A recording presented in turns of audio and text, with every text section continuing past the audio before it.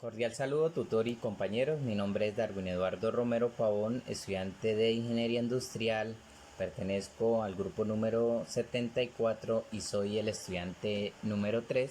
Para empezar esta breve explicación de los conceptos fundamentales, muestro mi documento de entidad.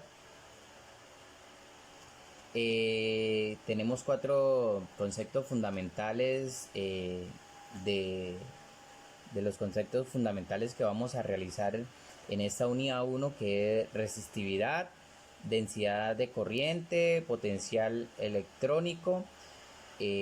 También tenemos fuerza electromotriz.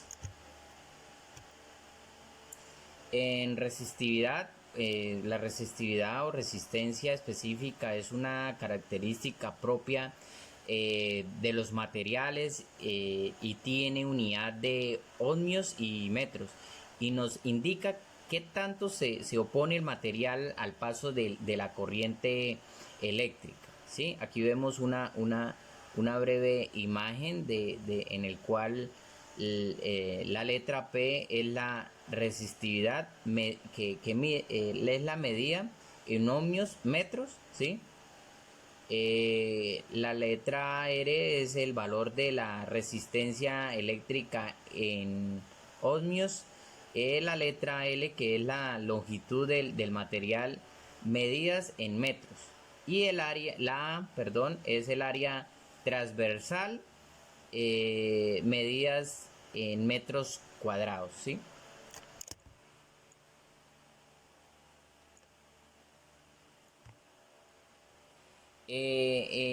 En la segunda, densidad de corriente, la densidad de corriente eléctrica se define como una magnitud vectorial que tiene unidades de corriente eléctricas por unidad de superficie, es decir, intensidad por unidad en áreas. Aquí, pues, como podemos ver en la imagen, la I, que es corriente eléctrica, la J, que es densidad de corriente, que es en área de metros cuadrados, la S, superficie, y se mide en metros cuadrados. Potencial electrónico se conoce como potencial electrónico al trabajo que un campo eléctrico tiene que llevar a cabo para movilizar una carga positiva, ¿sí?, unitaria de un punto hacia otro. Se puede decir, por lo tanto, que el trabajo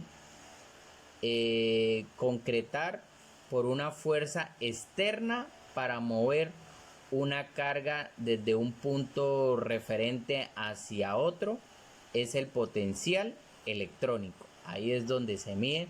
Aquí podemos ver la operación, en el cual también nos indica y nos aclara los resultados positivos y negativos que dependen de los signos de la carga o creación del campo.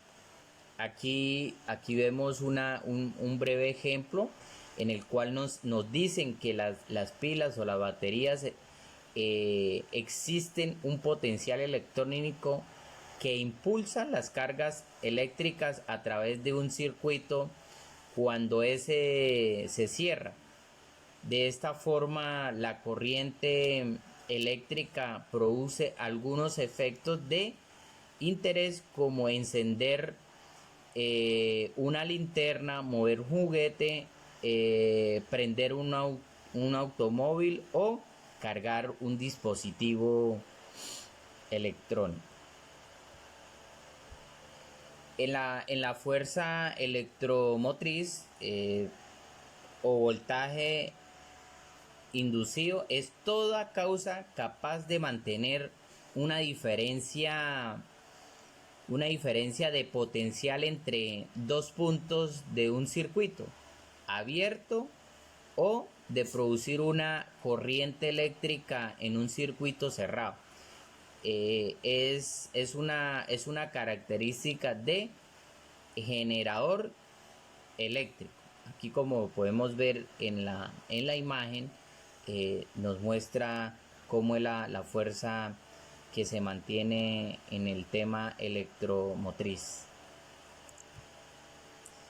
En el segundo punto voy a responder la pregunta que es crear un cuadro comparativo entre las corrientes alternas y directas.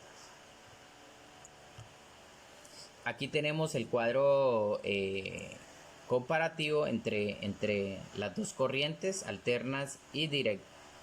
Pues la definición de la corriente alterna es que es un tipo de corriente con flujo electrónico que es de variable. Y en la corriente directa es un tipo de corriente cuyo flujo eléctrico se mantiene constante, ¿sí? Esto se origina desde el año 1832 por Impolyi, y en 1800 por Nicola.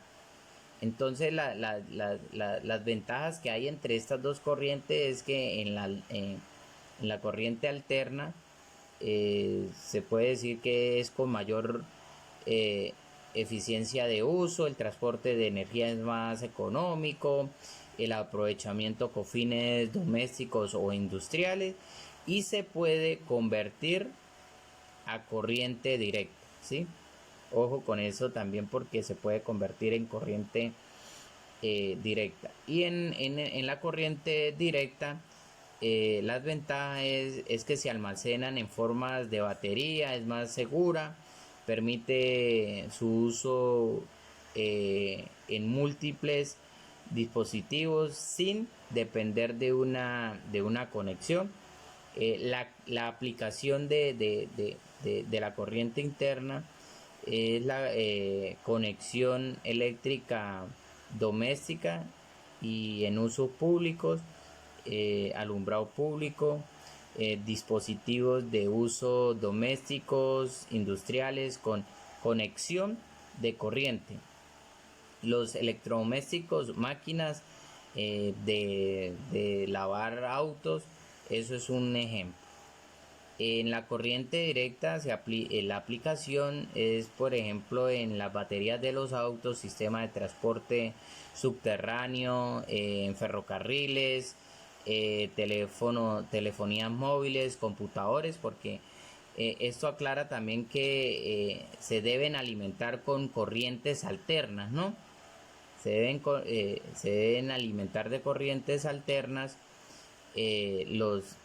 pero internamente esta se transporta se transporta en corriente directa. Todo dispositivo, aclara que todo dispositivo o aparatos que requiera del uso de baterías son corrientes directas. Aquí observamos un breve ejemplo en el cual podemos decir que mediante el uso de alternadores como lo de los automóviles, que aprovechan la corriente directa proveniente de baterías y de otros circuitos, de otros corrientes directas que se promueven de baterías o otro que se acumulan para generar corrientes alternas mediante una inducción magnética, cambio continuo en el campo electrónico del material de conductor. Esto, por ejemplo, el ejemplo que vemos en este aparato, en la imagen vemos un aparato electrodoméstico del hogar en el cual este aparato no funciona con una corriente directa, sino alterna para que pueda funcionar.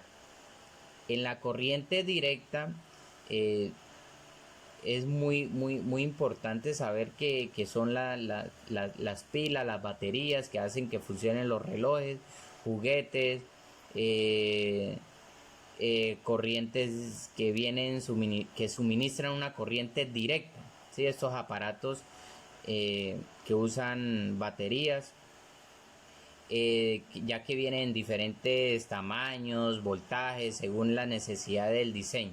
La batería del automóvil es otro ejemplo donde se usa la corriente directa, ya que gracias a la cual funciona del sistema de luces y el motor de arranque.